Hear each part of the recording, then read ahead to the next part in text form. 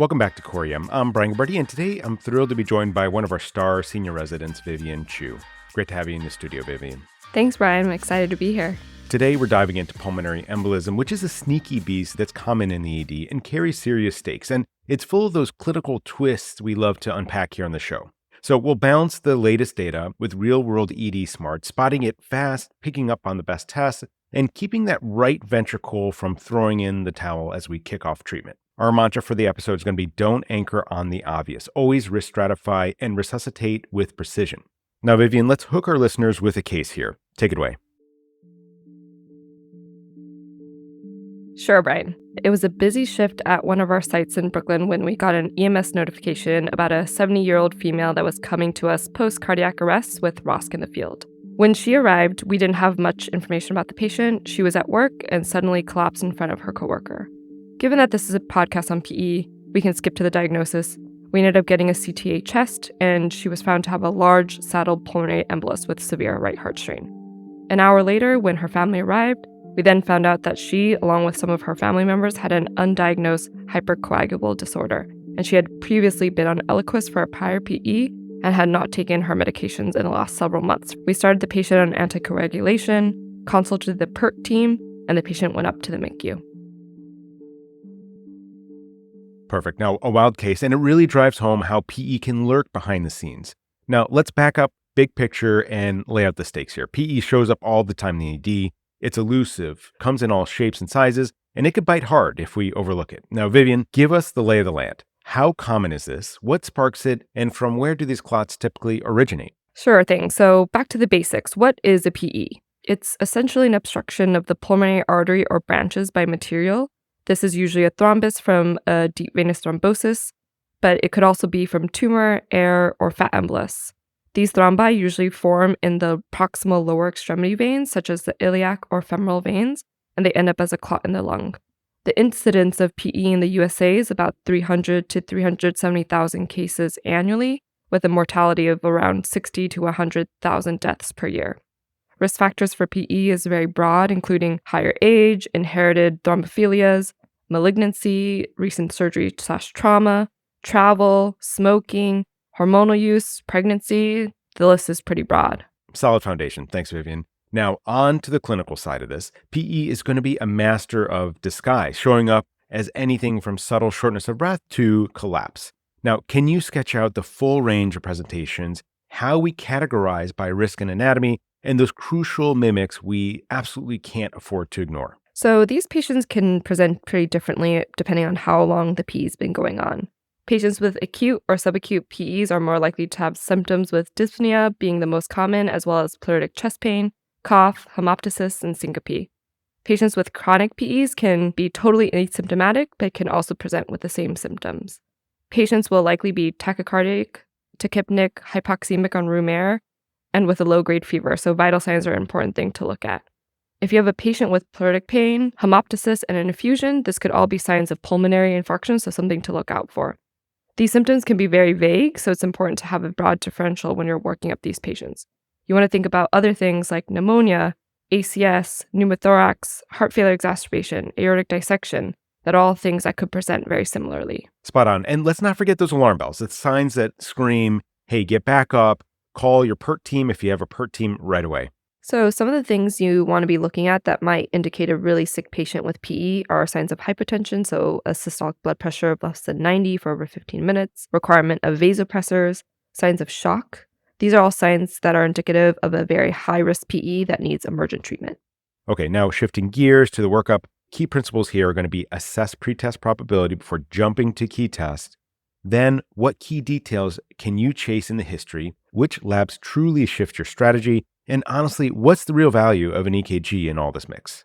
So we already went through some of the risk factors to be aware of when we're thinking about PE, but specifically asking about any history of blood clot, recent surgeries, hospitalizations, travel are all important things that are going to be key in your history.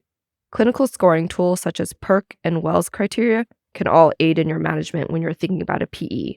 In terms of labs, a useful tool that we always talk about in the ED is the D-dimer. A D-dimer, though, is only a good test to rule out a PE in a patient with low probability. If you have a high suspicion for a PE, you should be jumping straight to imaging, which we'll discuss next. A troponin and BNP in your blood work can also be helpful in your lab work because it can show signs of RV strain. Studies have shown that elevated levels of troponin and BNP are associated with an increased risk of a complicated clinical course of anywhere from 25 to 40%, compared to less than 10% when these levels are negative in our PE patients. A lactate can also be helpful in identifying patients in possible cardiogenic shock. Also, getting an EKG is something that we usually get in the emergency room for almost all of our patients with complaints of shortness of breath, so it's going to be helpful in your management of a possible PE patient. First, it will help you narrow down your differential and screen for possible ST elevation or arrhythmias that could be causing your patient's symptoms. Secondly, it can also show signs of RV strain. As we all know, the classic S1, Q3, T3 signs, which is a very non-specific sign of RV strain. You may also see varied T-wave changes and T-wave inversions, but more commonly, what you're going to see with your PE patient on EKG is just sinus tachycardia. Great. Now that, so for the low or intermediate risk, a negative D-dimer lets you dodge that CT radiation, very efficient, but high risk, straight to imaging, no detours. And I love the framing troponin and BNP as your RV stress gauges. They're about gauging severity, not nailing a diagnosis here. Now, this is where imaging seals the deal. Chest x-ray is great for spotting other culprits, but CTPE or CT pulmonary angiography is a reliable power horse. VQ steps in for folks who can't handle contrast for whatever reason, and ultrasound bridges that gap when parties are too unstable for the scanner if you want to get some additional data points. Now, Vivian, unpack the strengths and when each shines. So a chest x-ray is probably something you're going to get first. It's quick, low radiation, and can be done portably, which is essential in our patients that are unstable. Usually, though, in a PE, the chest x-ray is normal, but it can be used to rule out other differentials such as pneumothorax and pneumonia. Sometimes you'll be able to see a Hampton hump or a Westermark sign, which are all signs of a pulmonary infarction. The gold standard for detection of a PE is going to be a catheter-injected pulmonary angiography, but the usual standard for imaging for a PE is going to be a CT pulmonary angiography. This study has a sensitivity of over 95% in detection of main lobar/lower subsegmental PEs. The CT can also detect for RV enlargement and strain. With the CT, though, there are some risks, including radiation exposure and contrast, which wouldn't be ideal for some of our patients, such as ones with severe contrast allergies. In these patients, a VQ scan should be considered, which has a lower radiation exposure and does not involve contrast. The sensitivity of this scan is around 80 to 85%, but it's usually not as readily available in most institutions as CT, but it is an option to consider in a patient where CT is contraindicated. An ultrasound is also a useful adjunct tool. A bedside ultrasound of the lower extremities could identify a DVT in the proximal leg veins that could raise your suspicion of a PE. Also, a quick bedside echo could show things like a McConnell sign or an enlarged RV, which would be indicative of right heart strain that could be correlated to a PE. Good. Awesome breakdown. And if they're stable, roll with the CT pulmonary angiography. If you hit a contrast roadblock, then pivot to VQ scan. In our institution, this might be institution dependent. Ours will happen inpatient. And if they're crashing, whip out the POCUS for their legs and take a look at their echo. Now, treat empirically if it screams PE and verify later. I think this kind of typifies what it's like to function in the emergency department, that we have to make the best decisions with the information that we have. It's all about decisions that really honor the patient's physiology. Now for the adrenaline rush and a bit of nerves, reviving the RV without sending it over the edge. Prioritize oxygenation, ease the afterload, and steer clear of flooding the right side. Vivian, can you help guide us through these initial steps and how you choose what you're reaching for anticoagulation? As always, as ER physicians, we want to start with our ABCs. We want to make sure our patient's airway is protected, giving oxygen supplementally as needed with non-rebreather and nasal cannula. High flow can also be used if hypoxemia is refractory. Intubation should be avoided if possible in these patients, given the positive pressure from ventilation can cause worsening of their RV dysfunction. Same goes for fluids. Even the smallest amount of fluid can send your patient into worsening RV overload and worsen their RV dysfunction. If your patient is hypotensive, I'd consider reaching for a vasopressor as your first-line step before fluids. Once you've stabilized your patient, you can start thinking about your anticoagulation choice. For most patients, you're going to think about unfractionated heparin or low molecular weight heparin, such as Lovenox. Lovenox is preferred given quicker time to therapeutic range, but it can be contraindicated with patients with renal dysfunction, older age, or need for an emergent procedures.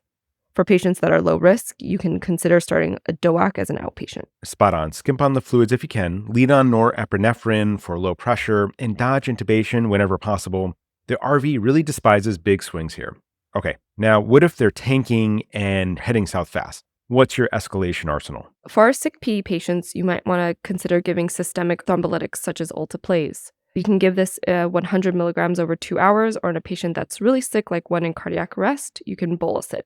This isn't without risk, though. Alteplase could potentially decrease your mortality secondary to PE, but the risk is substantial with a high risk of intracranial hemorrhage in patients. So you'll really need to weigh risks versus benefits before pushing this medication. You'll also want to start getting your consultants involved to get these patients cared through either catheter-directed thrombolysis or suction embolectomy. Through this method, our specialists are able to use a minimally invasive technique to either directly administer thrombolytics to our clot or suction it out. If this method is unsuccessful, surgical embolectomy can also be considered. Another thing to think about early in our unstable PE patients is to consider ECMO. Oftentimes, it can be a heavy lift to deploy these resources, so a bridge to definitive care is sometimes needed. Activating your ECMO team early can buy valuable time for these sick patients. Perfect, Vivian. And it's really quite a toolkit here. Now on to the prognosis front, and things diverge quickly here. Low risk folks will sail through this, but intermediate and high risk cases tank if the RV's in distress sometimes. It really hammers home the need for quick stratification and tailored ramp ups. Now, Vivian, what's the trajectory look like in the short term and over the long haul? So the low-risk patients have a mortality of less than 1%, but as we go into the intermediate risk and high-risk categories, mortality significantly increases with a 3 to 15% mortality in our intermediate risk patients and a 25 to 65% mortality in our higher risk patients. Ps have a 30% chance of recurring, usually in the next few weeks to months, if not treated correctly. Even with successful treatment, some of our patients can still develop long-term complications. 3 to 4% of these patients can develop chronic thromboembolic pulmonary hypertension as a result of the thrombosis. Some can also develop long-term RV dysfunction and chronic shortness of breath. Yeah, I totally agree. And that's why solid follow-up is so critical here. Now, let's wrap it up with disposition. Where do these patients land? And finally, who's going to be on your speed dial? Who are you calling on their bat phone so that they could help you out with your really sick patients in the emergency department? All of our high-risk patients and some of our intermediate high-risk patients will be admitted to the ICU, while our intermediate low patients are probably going to be stable to go to the regular floors. In terms of consults you want to be calling, there's a lot of different teams to get on board. Depending on your institution, you might want to be activating your PERT team. These are multidisciplinary teams that are specialized to treat high-risk PEs. These teams usually include CT surgery, ICU, and interventional radiology. Okay, Vivian, I have to confess, I trained back when we admitted every DVT just to bridge to Coumadin. And I know it's kind of crazy and hard to believe, but times have changed quite a bit for the better. Now, break it down for us. How do we approach sending these patients home safely? So patients that are low risk can be discharged on anticoagulation. You can use things like the PESI and Hestia scores to risk stratify if these patients are good candidates to go home on oral anticoagulation. Usually these patients are started on a DOAC such as apixaban. Multiple trials have shown efficacy in outpatient management of PEs in these low risk patients with close follow-up in VTE clinic. Okay, Vivian, fantastic. Excellent case, a rock solid structure, and tons of actionable insights for our listeners for their next shift if they encounter an acute PE. Let's bring it home with some take-home points. Classify PE as low, intermediate, or high risk based on hemodynamics. RV strain, biomarkers are going to help guide testing, treatment, and disposition. And as always, let's avoid that urge to anchor on mimics like pneumonia or other less sinister pathologies that might give you pleuritic chest pain or sometimes masquerade as a PE. Use history, risk factors, and tools like D-dimer for low intermediate risk patients to avoid unnecessary CTs, but jump to your CT pulmonary angiography in high risk or unstable cases.